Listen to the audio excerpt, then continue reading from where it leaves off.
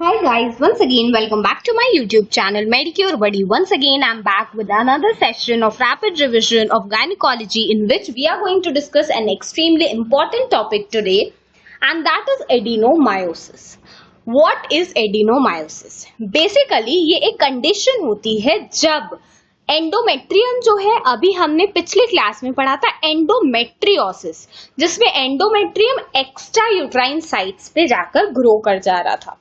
Adenomyosis क्या है? अगर जो ग्लैंड और स्ट्रोमा है वो मायोमेट्रियम में चला जाता है तो हम उसे एडिनोमायोसिस कहते हैं, या फिर हम जो मैं आपको अभी बता रही थी एंडोमेट्रियोसिस इंटरना कहते हैं। ठीक है, endometriosis interna is the term that can also be used alternatively with adenomyosis.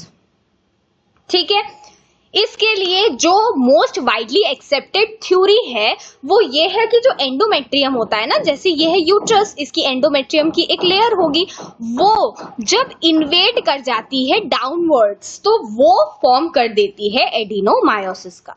ठीक है, आगे क्या लिखा हुआ है?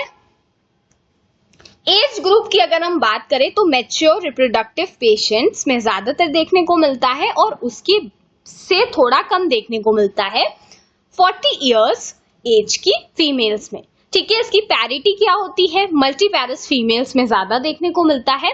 सिम्टम्स की बात करें तो इससे सबसे कॉमन सिम्टम है इसका मेनोरेजिया, मतलब heavy menses, dysmenorrhoea, painful menses देखने को मिल सकते हैं। ठीक है, तो ये दो सिम्टम जो है मेनोरेजिया और secondary dysmenorrhoea, these are observed in the patients of adenomyosis.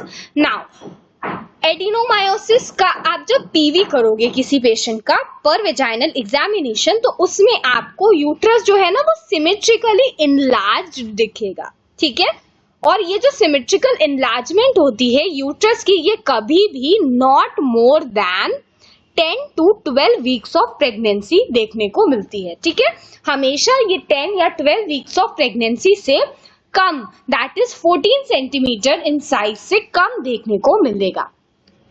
ठीक है, अब यहां पर मोबिलिटी रेस्ट्रिक्टेड नहीं होती है, आपको याद होगा फिक्स्ड रेट्रोवर्टेड। ठीक है, फिक्स्ड रेट्रोवर्टेड यूट्रस जो था वो आपको कहां देखने को मिल रहा था? एंडोमेट्रियोसिस में।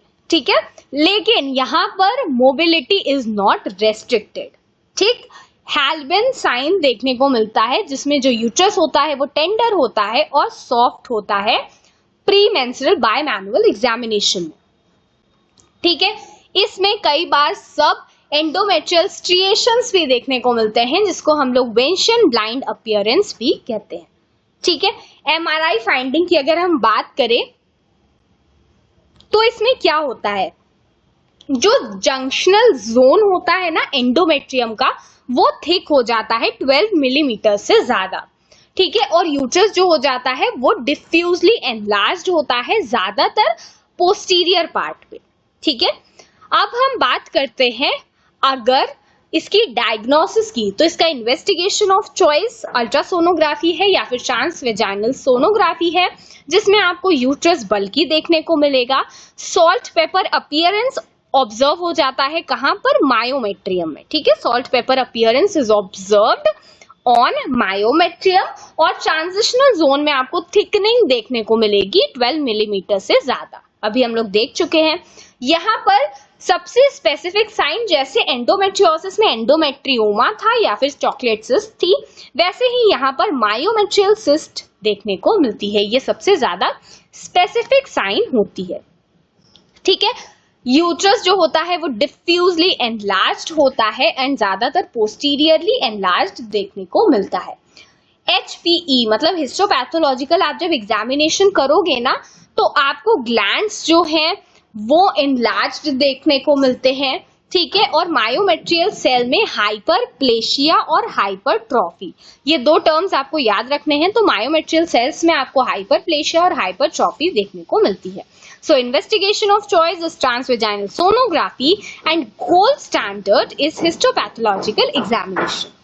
ठीक है, next let's discuss the management. तो मैनेजमेंट करने के लिए जो ट्रीटमेंट ऑफ चॉइस है ये है पूरी तरीके से यूट्रस को रिमूव कर दिया जाता है, which is known as total hysterectomy. In younger women progesterone pills, levonorgestrel containing IUCDs या फिर GnRH या फिर एरोमेटेज इनहिबिटर्स का यूज करते हैं, क्योंकि उन फीमेल्स को अपनी प्रेगनेंसी कंप्लीट करनी होती है। दैट इज वाई हम यहाँ पर हम लोग यहाँ पर हिस्टेक्टमी के लिए नहीं जा सकते। Recently uterine artery embolisation is being tried. इसमें क्या करते हैं, जो यूट्राइन आर्टरी होती है उसको ब्लॉक कर दिया जाता है, जिसकी वजह से वो जगह अपने आप रिमूव हो जाती है, और ये इसका एक मैनेजमेंट प्रोसीजर है जो कि most frequently UAE that is uterine artery embolisation use किया जाता है। ठीक है, so friends, this is it about today's session in which we have discussed adenomyosis. I hope I made you all understand. अगर आपको कोई भी डाउट हो तो आप मुझसे कमेंट सेक्शन में पूछ सकते हैं। इस वीडियो को लाइक करना, अपने फ्रेंड्स और बैचमेट्स के साथ शेयर करना बिल्कुल मत भूलिएगा। And in the next video we will be discussing Mittelschmerz syndrome, जो कि कई बार एग्जामिनेशन में पूछा गया है, and I'm sure you do not want to miss it. So please subscribe to Medicure Buddy, hit the bell icon, and see you in the next one.